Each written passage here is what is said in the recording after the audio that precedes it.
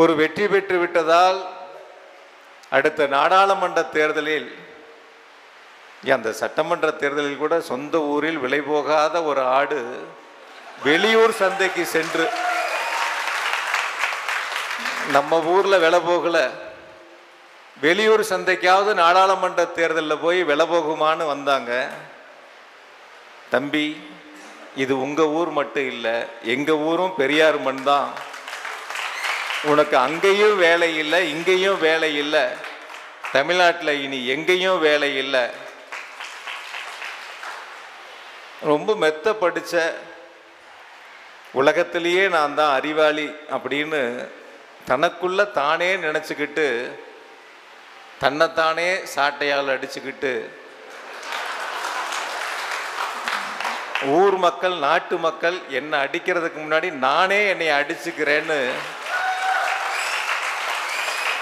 அதையும் வீடியோவா பதிவு செஞ்சு, சரி நீ உன்னதான் சாட்டையால் அடிச்ச, செருப்பு போட மாட்டேன்னு ஒரு புது கதையை சொன்னேன். தம்பி, நான் இப்போ சொல்கிறேன், தமிழ்நாட்டில் பெரியார், அண்ணா, கலைஞர் வழி ஆட்சி நடத்துகின்ற அன்பு தளபதி, போற்றுதலுக்குரிய தமிழ்நாட்டினுடைய முதலமைச்சர் ஆட்சி நடத்துகின்ற திராவிட மண்ணில் இனி வாழ்நாள் முழுக்க உன்னால் செருப்பே போட முடியாது. வாழ்நாள் முழுக்க உன்னால் செருப்பே போட முடியாது. கொஞ்சம் யோசிச்சு சபதத்தை எடுத்துக்க. சில பேர் என்கிட்ட பேசும்போது சொன்னாங்க, அந்த மாநில தலைவருங்கிற ஒரு பதவி எடுத்துட்டா ரொம்ப நாள் அங்கே நீடிக்க மாட்டாருன்னாங்க. இல்லை இல்லை, அங்கேயே இருக்கட்டும், அப்படியே இருக்கட்டும், அதுதான் நல்லது அப்படின்னு சொன்னேன் அவங்கக்கிட்ட, சொன்னவங்க கிட்ட.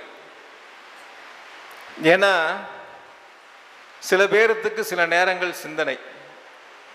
இப்போ உதாரணத்துக்கு பார்த்தீங்கன்னா, ரஜினி படத்தில் ஒரு பாட்டில் பணக்காரன் ஆயிடுவார். அந்த மாதிரி அரசியலுக்கு வந்தால் ஒரு வருஷம் 2 வருஷத்துக்குள்ளேயே உயர்ந்த இடத்துல முதல்வர் நாட்காலியில் அமரணும்னு சில பேர் நினைக்கிறாங்க. அதில் இந்த செருப்பு போடாமல் சாட்டை அடிச்சுக்கிட்டவங்களும் ஒருத்தர். எங்களுடைய தலைவருடைய உழைப்பு 50 ஆண்டுகளை கடந்து தமிழ்நாட்டில் இருக்கக்கூடிய கிராமங்கள், நகரங்கள், வார்டுகள், தெருக்கள் என ஊர் ஊராக சென்று இருவண்ண கொடியை ஏற்றி உழைத்து அந்த முதல்வர் என்னும் நாற்காலியில் தமிழ்நாட்டு மக்கள் அமர வைத்திருக்கின்றார்கள். முதல்வருடைய உழைப்பிற்கு கால் தூசிக்கு கூட சமமில்லாதவர்கள் எல்லாம் முதல்வரை பற்றி எளிதில் விமர்சனம் செய்து விடலாம் என்று நினைக்கின்றார்கள்.